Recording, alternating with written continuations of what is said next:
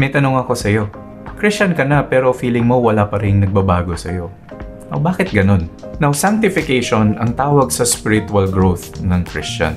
Ito yung process kung saan binabago tayo ni God from a sinner to become more like Christ. Pero tandaan, ang sanctification ay isang journey. Hindi to instant glow up. May ups and downs, merong wins and losses, pero kung tunay kang Christian, sure na may progress. Sabi ni Paul sa Philippians chapter 1 verse 6, He who began a good work in you will bring it to completion at the day of Jesus Christ.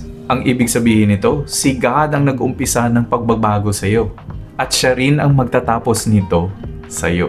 Para rin itong halaman, hindi mo man nakikita araw-araw yung progression ng growth ng plant. Pero over time, lumalalim yung roots, tumitibay mismo yung plant. Ganon din yung sanctification. Minsan slow, minsan mahirap. Pero over time, merong progress, merong growth. Kaya tandaan, hindi mo man ramdam, but if you're truly in Christ, God is working in you. At ang tunay na faith, kahit paunti-unti, magbubunga at magbubunga yun.